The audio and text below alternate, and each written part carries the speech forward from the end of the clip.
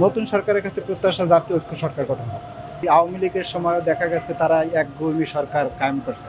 জাতীয় ঐক্য সরকার হলে দল মত নির্বিশেষে সবাই নিজের মতামত, পার্থক্য এবং ভুল বোঝাবুঝি এটা সংশোধনের রাস্তা থাকে। যে সরকার জনগণের কল্যাণে ব্যবহার হবে বা জনগণের জন্য কাজ করবে সেই সরকার, সেই ক্ষেত্রে আমি চাইবো যেই সরকারই গঠন করুক, সেটা হোক জামাত, বিএনপি অর এনসিপি, সবাই একসাথে দেশের জন্য কাজ করুক। হয়তো আমি মনে করি অনেক বছর পরে এই সুযোগটা হচ্ছে কোনো সরকার পাচ্ছে।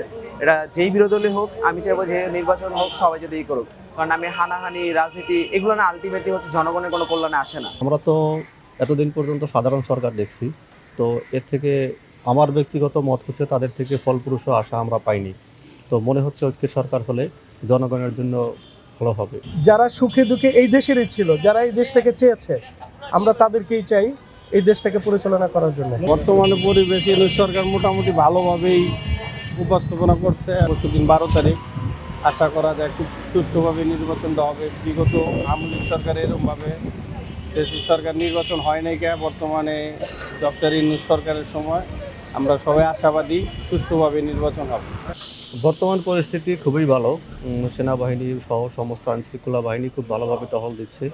আশা করা যায় কোনো প্রকার নাশকতা বা সহিংসতা হবে না। নির্বাচন পরিবেশ আগের মতো নাই। এখন একটা নির্বাচন আমেজ এসে গেছে। আমরা তো মনে করেন ভোট দিতে পারি, ভোটার হয়েও ভোট দিতে পারি নাই। এখন একটা ভোট দিতে যাব বাড়িতে। আমি এখন পর্যন্ত হচ্ছে প্রত্যাশী যে হচ্ছে সুষ্ঠু নির্বাচন হবে, কজ আমরা বিগত বছরগুলো দেখছিলাম যে হচ্ছে ওই রকম পরিবেশ ছিল না।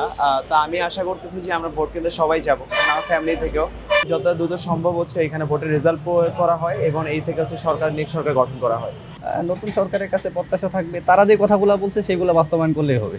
আমরা যাই করি কেন, ছোট বড় যেই প্রফেশনেই থাকি না কেন, আমরা সব মিলেমিশে শান্তিতে ব্যবসা বাণিজ্য করে ছেলে মেয়েকে নিয়ে শান্তিতে বসবাস করতে চাই এই দেশে। বাংলাদেশটাকে একটা উন্নত বিশ্বের দেশের দিকে আমরা চিন্তা করতে পারি, যাতে এই সরকারের কাছে আসা। আমি মনে করি অ্যাজ এ ফ্রেশি গ্রাজুয়েট এরকম অনেকেই আছে যে কর্মসংস্থানটা ওইভাবে হচ্ছে না, এটা হচ্ছে না। সো আমি চাইবো যে কর্মসংস্থান দিক যদি একটু ভালো করে সরকার নজর দেয়, সেই ক্ষেত্রে হচ্ছে যারা আছে এরা দেশের ইকোনমিতে হচ্ছে হেল্প করতে পারবে। সো আমি মেনলি এই দিকে ফোকাস করতে চাই, যেটা হচ্ছে দেশের অর্থনীতি অ্যান্ড রেভিনিউ দুই দিকে হেল্প করবে। পরবর্তী সরকার আছে, যাদের হকাররা আছে কোনো চাঁদাবাজি না লাগে, কিছু না লাগে, বা সুন্দর করে দেশটা চালাইতে পারে, জিনিসপত্র দাম কমাইতে পারে, এটাই তো প্রত্যাশা করি আমরা।